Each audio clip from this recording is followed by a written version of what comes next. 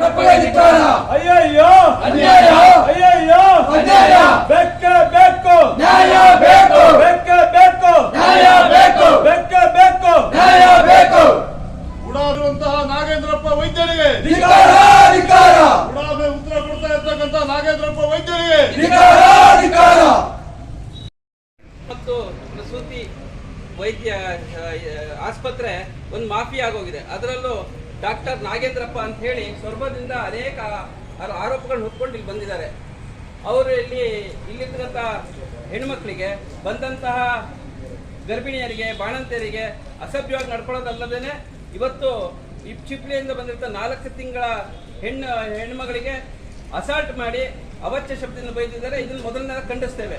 ತಕ್ಷಣವೇ ಆ ವೈದ್ಯಾಧಿಕಾರಿಗಳನ್ನು ಸಸ್ಪೆಂಡ್ ಮಾಡಬೇಕು, ಕಾನೂನು ರೀತಿ ಕ್ರಮ ತಗೊಳ್ಬೇಕು ಅಂತ ಹೇಳಿ ವೈದ್ಯಾಧಿಕಾರಿಗಳಿಗೆ ಆಗ್ರಹವನ್ನು ಮಾಡ್ತೇವೆ.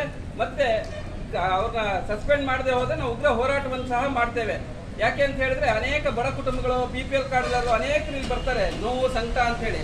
ಇಲ್ಲಿ ದೌರ್ಜನ್ಯ ಆದ್ರೆ ಯಾರು ಸಹಿಸ್ತಾರೆ, ಯಾರು ಉತ್ತರ ಕೊಡಬೇಕು? ಹಾಗಾಗಿ ತಕ್ಷಣವೇ ಆ ವೈದ್ಯಾಧಿಕಾರಿಯನ್ನು ಅಮಾನತು ಮಾಡಬೇಕು. ಮುಂದಿನ ದಿನಗಳು ಈ ರೀತಿ ಆಗದೆ ಇರೋ ಅಂತ ಹೇಳ್ತೀವಿ. ಸುವ್ಯವಸ್ಥಿತವಾಗಿ ಹಾಸ್ಪಿಟಲ್ ನಡಿಬೇಕು. ಇಂತಹ ಕೆಟ್ಟ ವೈದ್ಯಾಧಿಕಾರಿ ನಮ್ಮ ಸಾಗರಕ್ಕೆ ಬೇಡ ಅಂತ ಹೇಳಿ ನಾವು ಆಗ್ರಹವನ್ನು ಮಾಡ್ತೇವೆ. ತಕ್ಷಣ ಅಮಾನತು ಮಾಡಬೇಕು ಅಂತ ಹೇಳ್ತೀವಿ.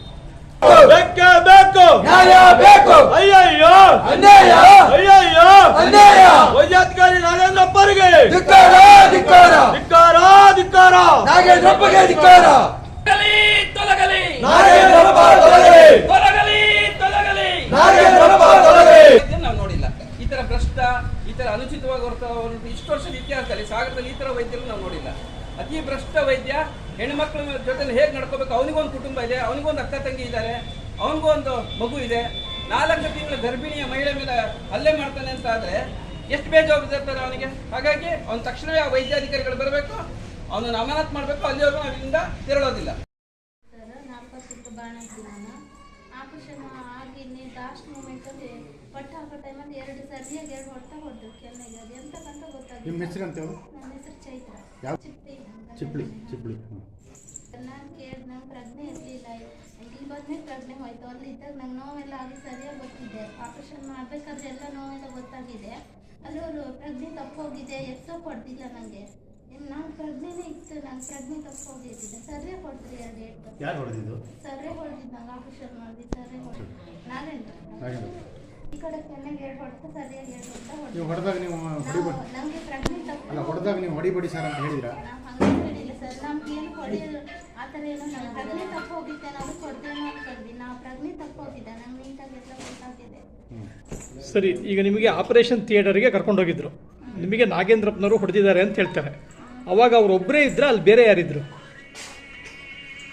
ಮತ್ತೆ ಯಾರನ್ನು ಕರ್ಕೊ ಬಂದರು, ಒಂದು 2-3 ಜನ ಇದ್ರು ಸರ್. ಮತ್ತೆ ಸಿಸ್ಟರ್ ಇದ್ರು ಜೊತೆಲಿ. ಅವರು ನಿಮಗೆ ಹೊಡಿಬೇಕಾದ್ರೆ ಎಲ್ಲಿದ್ರಾ? ಹಾಂ, ಅವರಿದ್ರು ಸರ್. 3 ಜನ ಜೆಂಟ್ಸು, ಒಬ್ಬರು ಲೇಡೀಸ್ ಇದ್ರು. ಅವ್ರು ಯಾರು ಸರಿ ಗೊತ್ತಿಲ್ಲ ನಮಗೆ. ಸರ್ ಇರಬೇಕಾದ್ರೆ ಒಟ್ಟು 4-5 ಜನ ಇದ್ರು. ಸರಿ, ನೀವು ಯಾವಾಗ ಅಡ್ಮಿಟ್ ಆದ್ರಿ ಇಲ್ಲಿ? ನಾವು ಹೋಗಿ ಒಂದು 10 ನಿಮಿಷದಲ್ಲಿ ಮುಗೀತು ಆಪರೇಷನ್. ನಾವು ಬೆಳಿಗ್ಗೆ ಬಂದು ಅಡ್ಮಿಟ್ ಆಗಿದ್ವಿ. 6:30ಗೆ ಅಡ್ಮಿಟ್ ಆಗಿದ್ದು. ಹೊಡೆದಿಲ್ಲ ಸರ್. ಅವ್ರು ನಂಗೆ ಪ್ರಜ್ಞೆ ತಪ್ಪೋಗಿದೆ, ಎಚ್ಚರ ಮಾಡ್ಲಿಕ್ಕೆ ಹೊಡೆದಿಲ್ಲ. ನಾನೇನು ಅವರು ಆಪರೇಷನ್ ಮಾಡಬೇಕಾದ್ರೆ ಮೂವ್ ಮಾಡಿದ್ದಕ್ಕೆ ಸಿಟ್ಟಲ್ಲಿ ಹೊಡೆದಂಗೆ ಹೊಡೆದ್ರು ಸರ್. ನಾನೇನು ಮೂವ್ ಮಾಡಿಲ್ಲ. ಆದರೆ ನಮ್ಮ ಜೀವ ಇರೋಲ್ವಾ, ಆಪರೇಷನ್ ಮಾಡಬೇಕಾದ್ರೆ ಒಂಚೂರು ನೋವು ಹಾಗೆ ಆಗುತ್ತೆ. ಕಾಲೆಲ್ಲ ಶೇಕ್ ಮಾಡಿರ್ಬೋದು. ಅವ್ರು ಅಷ್ಟು ಜೋರಾಗಿ ಹೊಡೆಯೋದು ಬೇಡ ಸರ್ ನಮ್ಗೆ.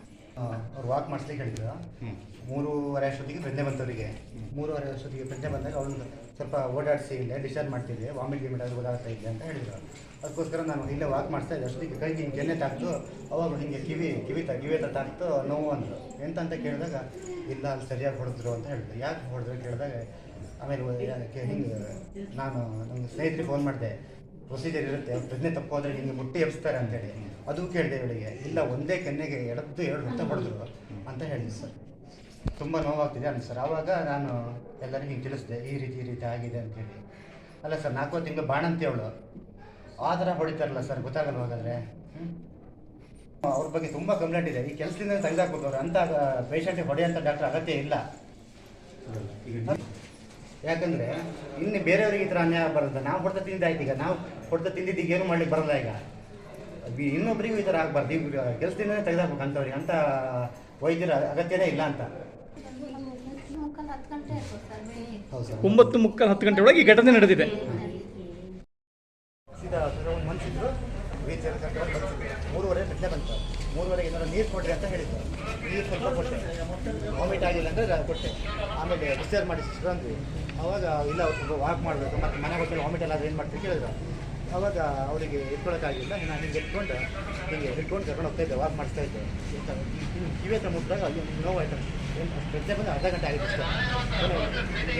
ಏನಂತ ಕೇಳಿದೆ. ಅವಾಗ ಇಲ್ಲ ಸರಿಯಾಗಿ 2 ವರ್ಷ ಹೊಡೆದ್ಬಿಟ್ರೆ ನಿನಗೆ ಎಂತ ಹೊಡೆದ್ಬಿಟ್ಟು ಹೇಳಿದೆ. ಆಮೇಲೆ ನನಗೆ ಸ್ನೇಹಿತರಿಗೆ ಫೋನ್ ಮಾಡಿ ಒಬ್ಬರಿಗೆ ಕೇಳಿದೆ, ಅಣ್ಣ ಈ ರೀತಿ ಹರೀಶಣ್ಣ ಅಂತ ಅವ್ರಿಗೆ ಫೋನ್ ಮಾಡಿ ಕೇಳಿದಾಗ ಇದು ಪ್ರಶ್ನೆ ತಪ್ಪೋಗಿದ್ರೆ ನಿಮಗೆ ಎಷ್ಟು ಸ್ಲೀಕಿಂಗ್ ಹೊಡಿತಾರೆ ಅಂದ್ರೆ ಪ್ರಶ್ನೆ ತಪ್ಪೋಗಿರಲಿಲ್ಲ ಅಂತ ಇವ್ರಿಗೆ ಕೇಳಿದಾಗ ಪ್ರಶ್ನೆ ತಪ್ಪೋಗಿರಲಿಲ್ಲ, ಸರಿಯಾಗಿ 2 ವರ್ಷ ಹೊಡೆದಿದ್ದಾರೆ. ಹೊಡಿತಿದ್ದಾಗಿ ನನಗೆ ಅಷ್ಟರ ಮೇಲೆ ಅವ್ರು ಹೊಡೆದು ಒಬ್ಬರು ವೀಲ್ ಚೇರ್ ಲಿಖಿತವಾಗಿ ನಮಗೆ ಬರ್ಕೊಟ್ರೆ ನಾವು ಅದನ್ನು ನಮ್ಮ ಮೇಲಧಿಕಾರಿಗಳಿಗೆ ತಿಳಿಸೋಕ್ಕೆ ಶಿಸ್ತು ಕ್ರಮ ತಗೊಳ್ಳೋಕ್ಕೆ ನಾವು ಲೆಟ್ರ್ ಕೊಡ್ತೀವಿ. ನೀವು ಇದ್ರ ಬಗ್ಗೆ ದೂರು ಇದ್ದರೆ ನಮಗೆ ಕೊಟ್ಟರೆ ನಾವು ಅದನ್ನು ನಮ್ಮ ಮೇಲಧಿಕಾರಿಗಳಿಗೆ ಶಿಸ್ತು ಕ್ರಮ ಕೈಗೊಳ್ಳೋಕ್ಕೆ ಕೂಡಲೇ ಪತ್ರ ಬರೀತೀವಿ. ಮತ್ತು ಆ ಕಾಪಿನ ನಿಮಗೆ ಕಳಿಸಿದ್ರ ಬಗ್ಗೆ ನಿಮಗೆ ತಿಳಿಸ್ತೀವಿ. ಸರ್ ಇಲ್ಲಿಗೆ ಬಂದರು.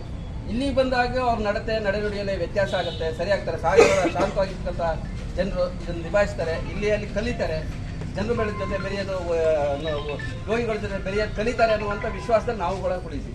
ಒಂದು 4 ತಿಂಗಳು ಬಾಣಂತಿಗೆ ಪ್ರಜ್ಞೆ ತಪ್ಪೋ ರೀತಿ ಹೊಡೆಯೋದು, ಅದಲ್ಲದೆ ನಾನು ಬರಲ್ಲ ನೀವೇನು ಮಾಡ್ಕೊಂಡು ನಮಗೂ ಒಂದು ಕಾನೂನು ಅಂತ ಹೇಳಿ ಇದು ವೈದ್ಯಾಧಿಕಾರಿ ಲಕ್ಷಣ ಅಲ್ಲ. ವೈದ್ಯೋ ನಾರಾಯಣ ಹರಿ ಅಂತೀವಿ. ಡಾಕ್ಟ್ರನ್ನ ದೇವ್ರನ್ನ ಕಾಣೋ ಅಂತ ಸಮಾಜ ನಮ್ದು. ಡಾಕ್ಟ್ರನ್ನ ನಾವು ದೇವ್ರು ಅಂತ ಅಂದ್ಕೊಂಡಿದ್ದೀವಿ. ದೇವರು ದೆವ್ವ ಆಗ್ಬಿಟ್ರೆ ಸ್ಪಂದಿಸಿ ಕ್ಷಮೆ ಎತ್ತಬೇಕು.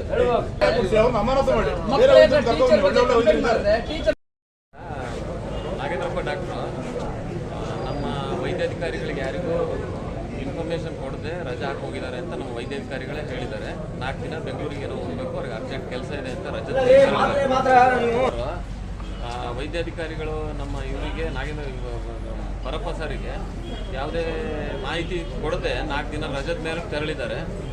ಅವರು ರಜದ ಮೇಲೆ ತೆರಳಿದ್ದು ನಮ್ಮ ಮುಖ್ಯ ವೈದ್ಯಾಧಿಕಾರಿಗಳಿಗೂ ಗೊತ್ತಿಲ್ಲ.